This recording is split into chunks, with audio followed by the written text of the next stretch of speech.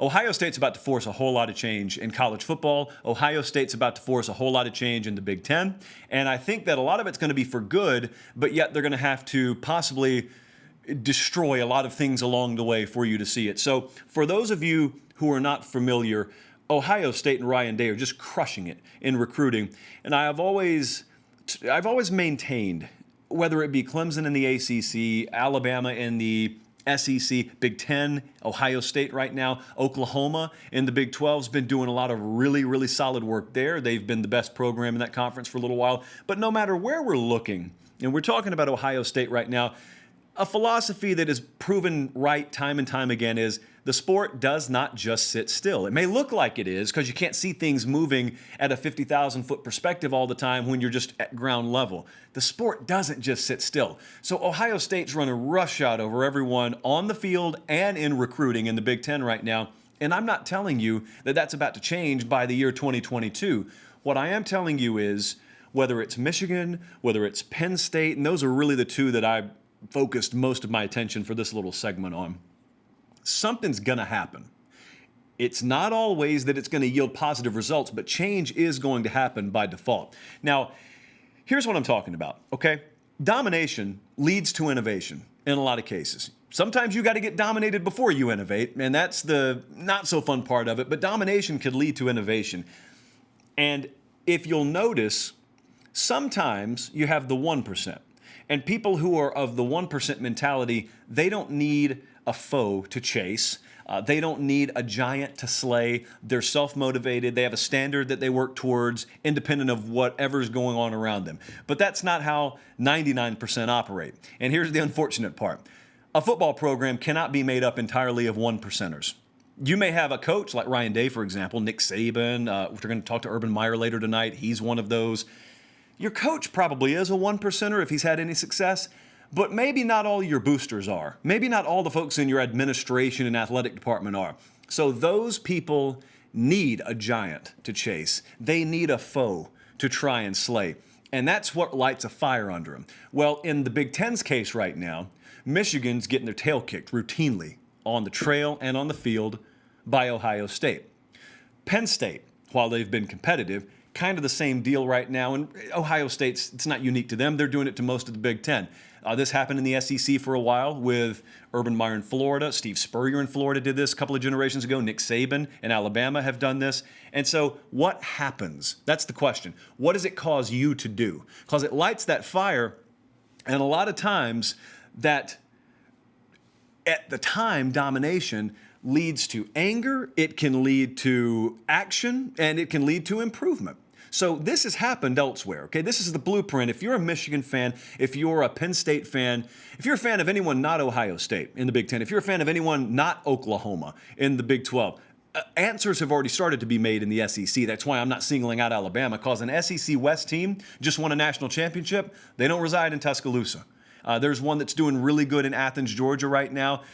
There is a sign of life out of Knoxville, Tennessee. More on that later in the show. But let's talk about this, because I'll make you a crazy prediction. I think flat out Ryan Day is going to win someone else a national championship in the Big Ten. I don't think it's going to happen until maybe like 2027 or 28, but I'm telling you, there are seeds being planted right now. Could be in Ann Arbor, Michigan, could be in Happy Valley, it could be elsewhere, it could be somewhere that we would never expect. It could be University of Iowa, for all I know. But there are people right now that are getting it handed to them by Ohio State that are going to eventually have had enough of it, and someone's going to either, with the current coaching staff in place or with one that they put in place, they're going to press the right buttons, and they're going to end up being better for having dealt with Ryan Day in Ohio State. Now, just as sure as I tell you that, there are going to be a couple of other programs that get desperate and make wrong moves, like the University of Tennessee did in the SEC in response to Nick Saban, and they'll head out into the wilderness for a decade.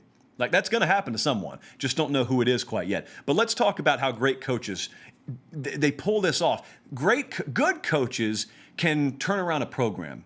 The great ones, the transcendent ones, the ones that'll be on the front of the history books from now until eternity, not only do they turn around your program, they also impact everyone else's program by default.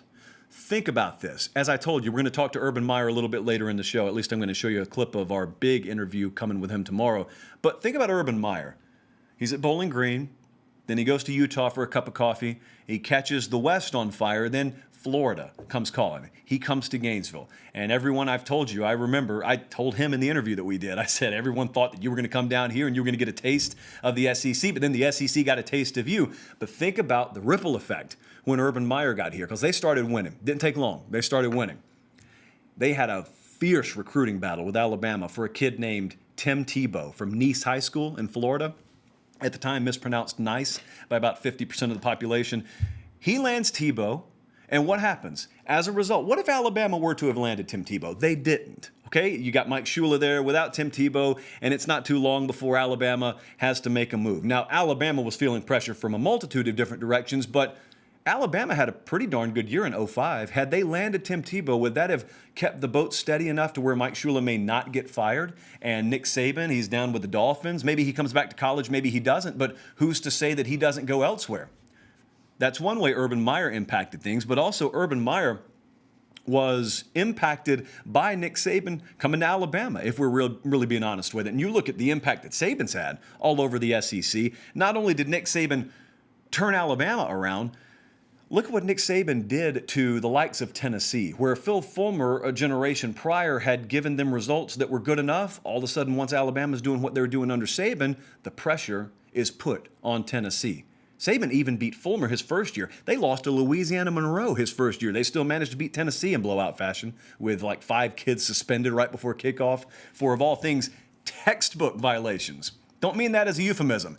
Actual physical textbooks. That was deemed a violation. And so you had that, but also think about this. We can ping pong back and forth all we want to. Urban Meyer, what did he do to Florida State? He comes in, they rattled off like 5 more in a row against Florida State, and all of a sudden, folks who were on the fence had decided they had enough with Bobby Bowden, and it's time to make our move. Jimbo Fisher, head coach in waiting, you're now the head coach. 3 years later, they're a national champion. Would that have happened? I don't know if it would have happened had Urban Meyer not come. I know that he contributed to a lot of the pressure that was applied there, and you can go on, you can talk about Kevin Sumlin not being able to get over the Alabama hump. Jimbo Fisher again in the picture here. Texas A&M forks over $75 million guaranteed. They've got Jimbo Fisher now. Results to be determined. I think we can all agree that they're in a better place than they were with Kevin Sumlin there. Does that happen without Nick Saban in the SEC West? Don't know. I would lean more towards no than yes. So there was a brief hope in the Big Ten. You guys know exactly what I'm talking about. The day that you heard, let's take it back to Michigan. Let's take it to Penn State. The day that you guys heard the news, Urban Meyer, breaking on your phone, on the bottom of your TV screen, Urban Meyer set to retire immediately as head coach at Ohio State. What was your thought? You didn't think about Ryan Day. Half the folks in Columbus didn't think about Ryan Day. Folks inside the program did, but maybe the fan base didn't. But what did you think? You thought, and again, when you see this Urban Meyer interview, I'm going to throw this right at him. I told him, when you retired, folks thought they had Ohio State. Folks in Michigan thought this is our shot. It's a shame we couldn't beat him with him there, but hey, whatever, we'll take it. He's gone. It's our shot. And folks looked at their recruiting, and they said, there's a wide open vacuum now. Let's fill it with us. And as a result, everyone got this false sense of hope. But then what happened? Then some guy that hardcore college football fans and Columbus, Ohio State Buckeye fans, you knew about Ryan Day. Hardcore college football fans knew about him. 80+% of casual fans never heard of him before. They elevate him. And so the casuals probably thought, Ryan, if I've never heard about him, there's no way that he's qualified to lead Ohio State. Yeah, he always was. Yeah, he was. I got Urban Meyer to go in depth on that too. And so here's what I'm talking about. What I'm talking about is Meyer was dominant at Ohio State. They were killing it in recruiting too. But there was this sense. And as an outsider, I was down south at the time, still kind of am relative to Ohio, but here's what I sensed. I sensed those people up there, they're getting kicked around a little bit by Urban Meyer, but hey, Ohio State gets upset on the field in bizarre fashion every now and then, Iowa, Purdue, and it's not like they're just running circles around everyone to the point where it doesn't ever look like you'll be able to catch them, and people know Urban Meyer's not coaching another 15 years there, so they're biding their time. And we've got Harbaugh in place here. We've got James Franklin in place here. You've got Steady programs, not bad. Michigan's not bad. Michigan's very good. Penn State's very good. And they're waiting to capitalize on the not if, but when Meyer steps down or whatever's going to happen there. Then you have some rumors of scandal, and everyone starts to drool, and everyone starts to sense this is going to be our time. Never happened. Now, Ryan Day is going to coach 100 years, it seems like. So now there is no more, let's just wait Urban Meyer out. You did that. That's a dead end. In fact, that's a sledgehammer to the face. So now you got Ryan Day to deal with for who knows how long. You got this recruiting machine to deal with for who knows how long. And I'm telling you, the sport is not going to sit still. They're not just going to sit still at Michigan. They're not going to sit still at Penn State. They're going to do something. I think Michigan fans, and I've talked to a couple of them, are a little bit excited by this, but they hate it. They hate that it's happening, but they're excited at the pressure it's going to apply because there is a camp that believes Jim Harbaugh's plenty good enough. He runs our program the way that we want it run. There is a certain standard we want to keep here, and he meets that standard, and we're certainly not bad. We're not struggling to make a bowl. We're very, very solid. We're one of the 15 best programs in America right now, and we're doing it the Michigan way, and there are some folks who are fine with that. There are other folks, sizable portion of the Michigan fan base, who says, screw this, we want to win. And I think we can win the right way. It's not mutually exclusive. It's not just one or the other. And so there are a lot of folks who want action taken here, but you can't justify action when you're making New Year's Day bowls against Alabama. You don't fire a guy when he's doing that. But yet there are folks who want action taken up there, and you just wonder, you give it a couple more years, and if they can't get over that Ohio State hump. Meyer was 7-0 against Michigan. This guy was here for several of those games. It matters a whole lot to those folks. And at Penn State, you wonder, James Franklin, is he the guy? Is he not the guy? Let's just assume he's the guy. He's the head coach there. There's no hot water he's in. He's in demand for other jobs. They do a great, he and his representation do a great job of making sure his name is floated for every big job that comes open. It's very smart. I would do the same thing if I were him. To just remind folks, hey, I'm valuable. I'm rare. Selena Gomez song. Don't you know how rare I am? And so James Franklin, I was telling Colin before the show, Franklin feels to me like the guy who could reinvent his program quicker and more seamlessly than Jim Harbaugh. I just think Michigan under Harbaugh is what it is. I know he just brought in Josh Gaddis, and it's too early to know with that experiment, but that's the biggest stretch that we've seen Harbaugh make. That's the biggest leap we've seen him try and make, and I credit him for it.